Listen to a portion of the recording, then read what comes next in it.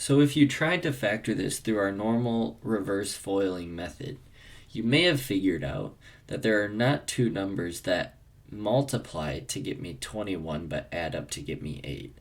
You would possibly have 1 and 21 or 3 and 7. Neither of those are going to combine to get me 8x through my reverse foiling. So what if we could factor this by completing the perfect square? Well, if I had x squared plus 8x plus blank as my polynomial, which we have 21 now, but we're just going to pretend it's a blank, and I wanted this to be able to factor into some perfect square binomial like x plus something squared, well, what would this number need to be?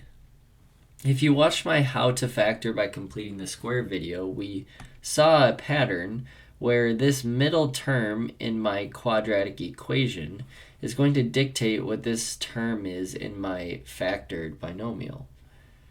And so what we learned was this number right here is always half of whatever my whatever my middle term is. Here it's 8x, so my new number in my binomial is going to be 4 when it's fully factored, which we could verify that. If I FOILed this out, we could do x squared plus 8x plus, and 4 times 4 is 16.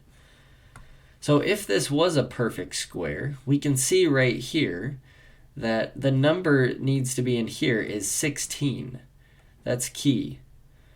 Because if I know this number needs to be 16, let's look back over here. My original problem. Do I have 16?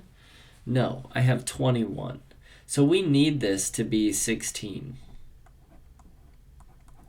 Well, how do I turn this into 16 while also staying true to our math rules? Well, we can just take away 5 from both sides. If I take away 5 from this side of the equation, which would get me to 16, I also have to take away 5 from this side of the equation. All right, so let's simplify this down and let's do that operation. So if I have x squared plus 8x, and then I take away 5 from 21, this would be plus 16, which is great because that's a perfect square. Equals, and now I have the 5 that I took away from both sides affecting this side, and that's equal to negative 5. Well, this is great because I know, just like I did up here in the corner, I know that this quadratic can be factored into a perfect square binomial. So this would be x plus 4 squared equals negative 5.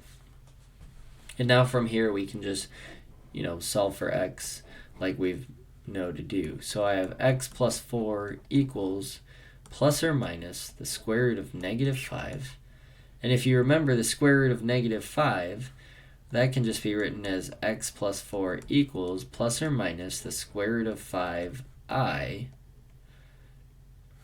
And then lastly, subtract 4 from both sides. So I get x equals negative 4 plus or minus the square root of 5i. And this is my x values. That makes my original statement x squared plus 8x plus 21 equals 0.